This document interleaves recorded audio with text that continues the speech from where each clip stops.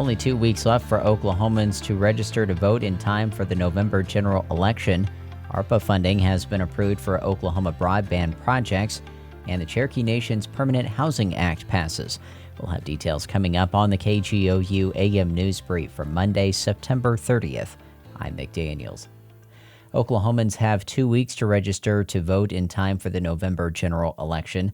State Capitol reporter Lionel Ramos has a refresher on the different ways people can register to vote before it's too late. If you want to vote in the November general election, the last day to register is October 11th. The fastest, easiest, and newest way to register is to head straight to the voter portal found on the State Election Board website and fill out an electronic form.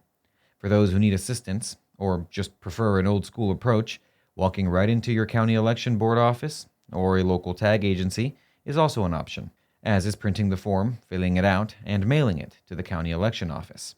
In any case, folks registering will need to answer some identifying questions and show proof of citizenship and Oklahoma residency.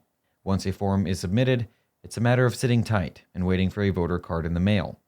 You don't need that card to vote. You can also present a legal state ID, like an unexpired driver's license or passport. I'm Lionel Ramos. Deer season is here, and AAA is reminding Oklahoma drivers to be alert. OPMX's Louisa Clausen has this report. The U.S. sees nearly 1.5 million deer-related vehicle collisions each year. As we head into fall, AAA is reminding drivers to stay especially alert. October through December marks deer mating season, when the animals are more active and may dart into roads, taking drivers by surprise. AAA Oklahoma spokesperson Riley Fletcher says deer are unpredictable and drivers should pay special attention in the mornings and evenings.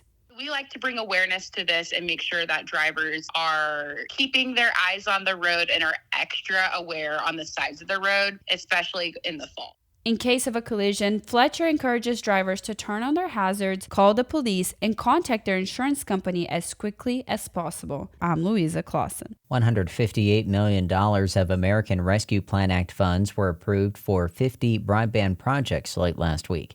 KGOU's Hannah France reports the projects will expand internet access to mostly rural areas of the state. The Oklahoma Broadband Governing Board unanimously approved project proposals costing $10,000 or less per location on Thursday. The funds from the ARPA Capital Project will go to expanding internet access to 28,000 homes across 28 counties. 12 internet service providers are included in the approved grants, including Cox Communications and Dobson Fiber. Combined with ARPA funds awarded earlier this year, the total amount approved by the board for broadband expansion now exceeds $500 million.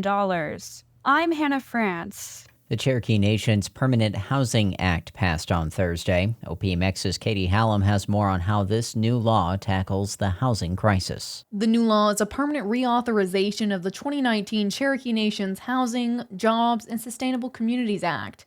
It dedicates $40 million every 3 years towards housing needs and community growth. The law is intended to increase housing developments and home ownership and ramp up home renovations within the reservation. The original act has helped develop nearly 3,000 new housing projects.